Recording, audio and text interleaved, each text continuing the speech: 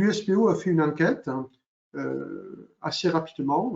Là, elle est en cours. Il y a déjà 1800 personnes qui ont répondu, donc je vous demande de répondre à cette enquête. Vous la trouverez sur le site de l'USPO ou sur les mails qu'on vous a envoyés, parce que nous avons une attaque sur les autotests, bien sûr, de la grande distribution qui n'a toujours pas digéré que ce soit uniquement réservé au secteur santé. Parce que c'est ça, c'est pas aux officines que c'est réservé. C'est réservé dans une stratégie santé. On le voit bien avec les ARS dans les écoles et on le voit en officine pour pas en faire un outil qui serait mal utilisé. Et donc, dans cette enquête, je vous donne les premiers résultats sur ces 1800 premières réponses. 97% des pharmaciens ont référencé des tests. Donc ça, c'est une bonne nouvelle. Ça veut dire que la profession, voilà, les a référencés, malgré une baisse de prix à venir au 15 mai. 68% des pharmaciens, on a déjà dispensé à des personnes qui ont des prises en charge, c'est-à-dire les personnes qui sont aujourd'hui en contact avec des personnes âgées ou personnes handicapées, qui ont le CESU, qui travaillent dans les SIAD, et donc il y a déjà une dispensation pour 68% des pharmaciens, pour ces personnes qui les ont gratuitement à raison de 10 tests par mois. 92% des pharmaciens on a déjà dispensé aux personnes qui ne rentrent pas dans cette catégorie prise en charge et donc qui les ont achetés.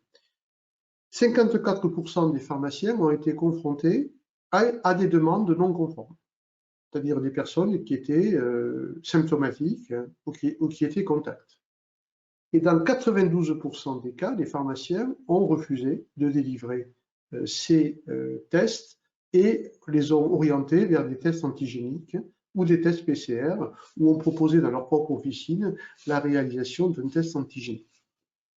On voit bien que, au regard de cette enquête, et merci à ceux qui ont déjà répondu, mais il faut qu'on soit plus nombreux à répondre, eh bien, on va pouvoir montrer au ministère que d'abord le réseau fait son boulot, parce qu'il a référencé des tests, qu'il les dispense aux deux catégories, que ce soit gratuitement ou que ce soit payant, et qu'en plus, ils refusent à 92%, et ils ont formé leur équipe pour que quand la personne fait une demande non conforme dans l'utilisation des autotests, elle ne puisse pas les avoir et donc d'avoir un refus de vente, ce que ne fera jamais la grande distribution. Elle sera plutôt en promo à prix coûtant, et si vous en achetez 30 boîtes, il n'y a pas de problème, même si c'est pour aller faire à la fête.